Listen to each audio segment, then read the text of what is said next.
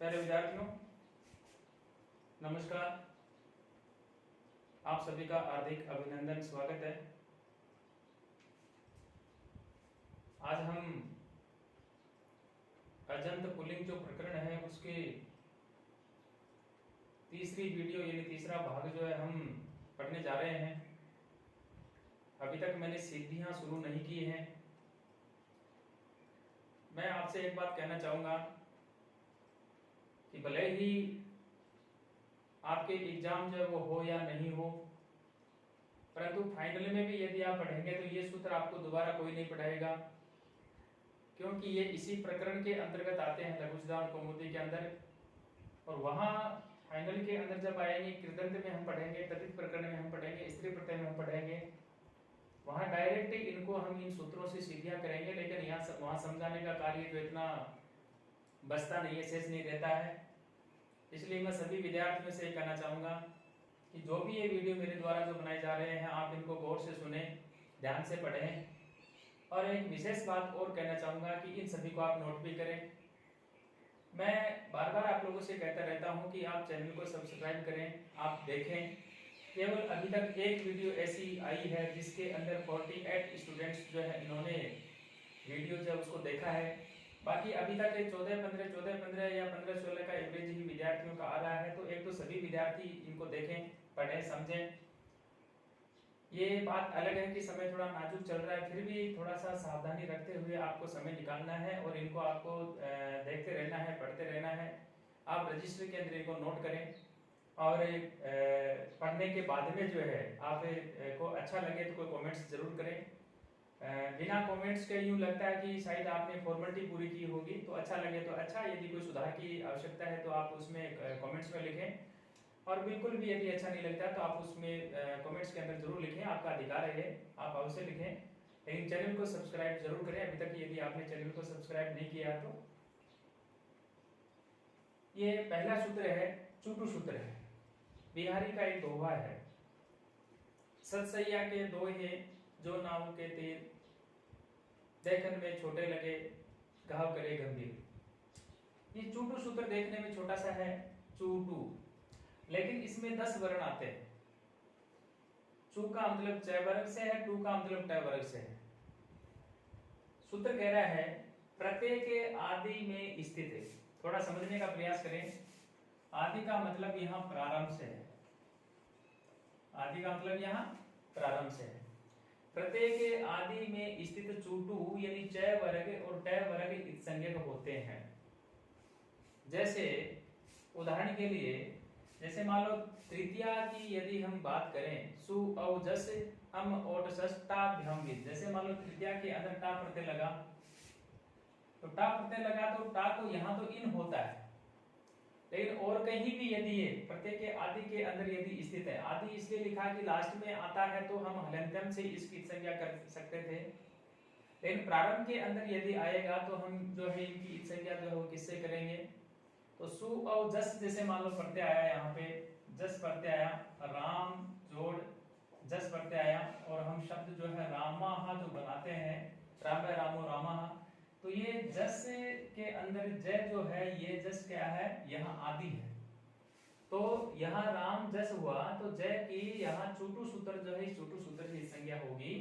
तो इसलिए आप थोड़ा सा इसको समझें कि किसी भी प्रत्यय के आदि में, इट मींस किसी भी प्रत्यय के प्रारंभ में स्थित चूटू यानी च वर्ग और ट वर्ग जो होता है उसकी संज्ञा होती है। अब आप कहेंगे तो फिर लोप किससे होगा? लोप करने के लिए लघु सिद्धांत कौमुदी जो है उसके अंदर वो सूत्र है, उसका नाम है तस्य लोप है। संज्ञा प्रकरण के अंदर आता है। पहला सूत्र आता है हलंत्यम, दूसरा सूत्र जो आता है उसको हम पढ़ते हैं, तीसरा सूत्र आता है आपका तस्य लोप है, यानी जिसकी संज्ञा हो जाती है उसका लोप होता है। दूसरा सूत्र आता है विभक्ति से, यानी यहाँ इसका अर्थ यह हुआ कि सुप तथा तिंग ये विभक्ति संज्ञक होते हैं। सिंपल सी बात है, जहां शुभ प्रत्यय हैं और तिंग जो होते हैं ये विभक्ति संज्ञक होते हैं। लेकिन ये जो सूत्र आता है, ये सूत्र इनका जो है निषेध भी करता है कहीं। तो कहता है विभक्ति में स्थित, ये सूत्र कहता है विभक्ति में स्थित तय वर्ग सकार तथा मकार जो है इत संज्ञक नहीं होते हैं, निषेध कर दिया है। यानी जहां विभक्ति में स्थित तय वर्ग सकार तथा मकार जो है वो इत संज्ञक नहीं होते हैं। उदाहरण के लिए जैसे मान लो रामः, यह। तो जैसा मैं अभी आपसे ये बात कहना चाह रहा था कि जैसे मान लो जस प्रत्यय आया और जस प्रत्यय के अंदर जहां विभक्ति संज्ञक होते हैं वहां न विभक्तव तुष्मः, तू का मतलब तवर्ग से है और स का मतलब सकार से है और मैं का मतलब मकार से है। यानी विभक्ति में स्थित जो सकार है सु औ जस अम ओट षष्ठ टाभ हम विसु औ जस अम ओट षष्ठ, जैसे मान लो यहाँ अम आया तो ये मैं हो गया। तो तू तवर्ग श मा, विभक्ति में स्थित तवर्ग सकार तथा मकार जो है ये संज्ञक नहीं होते हैं। यथा रामा, ये तो एक उदाहरण दिया। विभक्ति के अंदर जो आते हैं जैसे मान लो सु है, औ है, जस है। जस में आ गया अम आ गया अम ओट सस, अम ओट सस टा भ्याम भिष। तो इन सब के अंदर जो है जैसे मान लो से आ रहा है वो जो सकार है उस सकार का लोप नहीं होता है, और अम जैसे आया मकार का जो लोप नहीं होता है। तो इसलिए न विभक्तौ तुष्माः, मतलब इसका ये हुआ सूत्र का कि विभक्ति में स्थित तय वर्ग और सकार तथा मकार जो है ये इत संज्ञक नहीं होते हैं। मैं स्पष्ट रूप से आपसे ये कहना चाहता हूँ कि इत संज्ञा का मतलब ये हुआ कि इनका लोप नहीं होता है, ये हमारे को समझना है। आगे आता है एक वचनम संबोधि ही। एक वचनम संबोधि ही यानी संबोधन में प्रथमा का एक वचन जो है संबोधि संज्ञक होता है। संबोधन जो होता है उसमें प्रथमा का एक वचन जो है वो संबोधि संज्ञक होता है। यानी जब हम किसी को संबोधन करते हैं जैसे मान लो हे राम, हे कृष्ण, इस प्रकार से जब हम संबोधन करते हैं तो वहाँ ऐसा जो संबोधन होता है वहाँ प्रथमा जो है उस प्रथमा विभक्ति का एक वचन होता है और वह संबोधि संज्ञक भी होता है। यानी वह संबोधि संज्ञक होता है।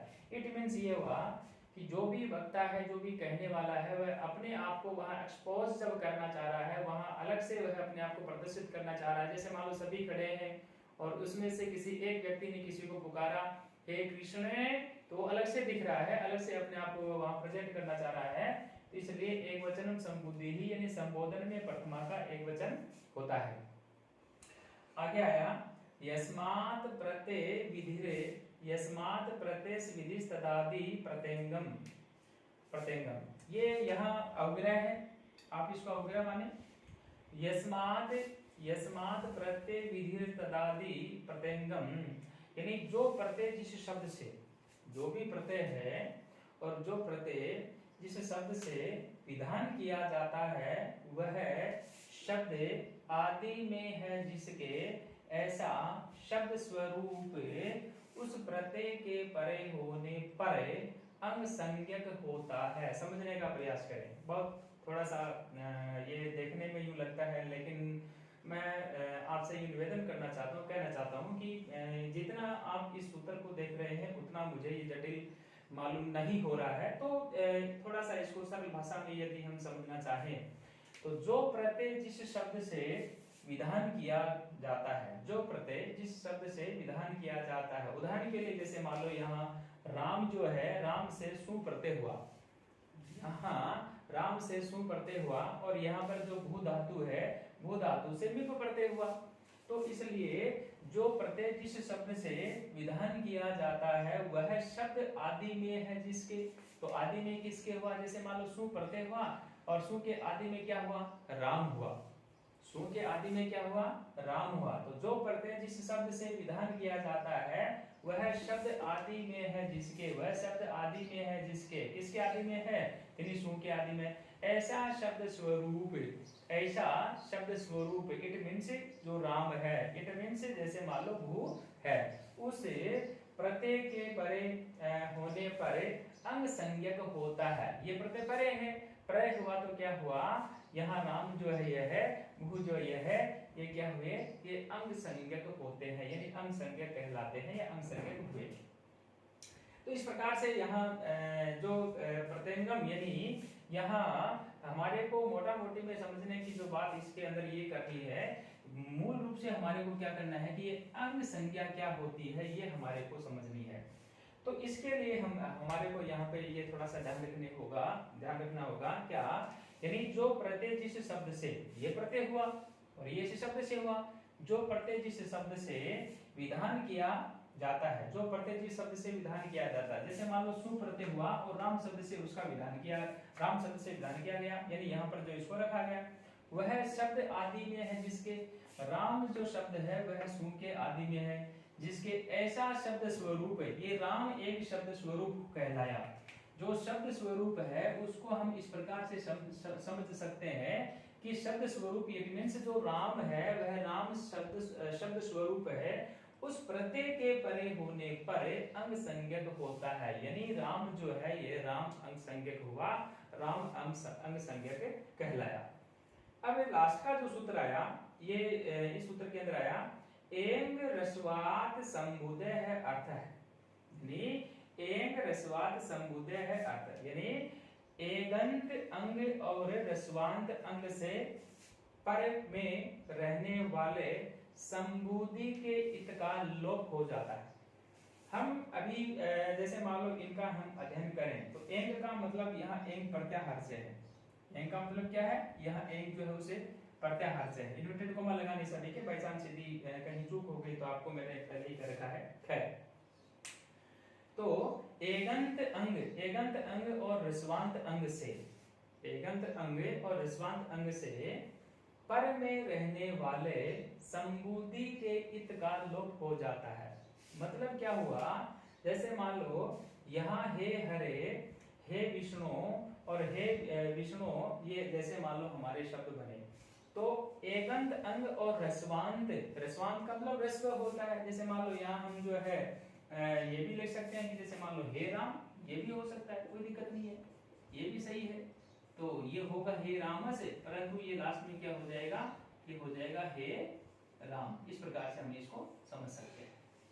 तो क्या हुआ, यानी एगंत अंग का मतलब क्या हुआ, जैसे मान लो ये हमारा एंग प्रत्याहार है, ये हमारा एंग प्रत्याहार है, पर एंग प्रत्याहार के अंदर वर्ण क्या आया, एक तो ए आया और एक आया ओ, ये बीच में माहेश्वर सूत्र भी थोड़ा थोड़ा हमारे को देखते हुए या याद करते हुए या यूं कहीं भी उसकी पुनरावृत्ति करते हुए या उसको याद करते हुए चलना पड़ेगा। तो एगंत अंग का मतलब क्या हुआ, यानी ए और ओ, ये हमारे जैसे विष्णु हुआ, ये हरे हुआ, तो हरे में जैसे ए आ गया, विष्णु आया जैसे मान लो ओ हो गया, तो एगंत अंग और रस्वांत अंग, रस्वांत का मतलब जैसे मान लो हे राम, राम के अंदर रस्व है तो इसको रस्वांत कहा। एगंत अंग और रस्वांत अंग से पर में रहने वाले मतलब बाद में रहने वाले संबुद्धि के इत का लोप हो जाता है।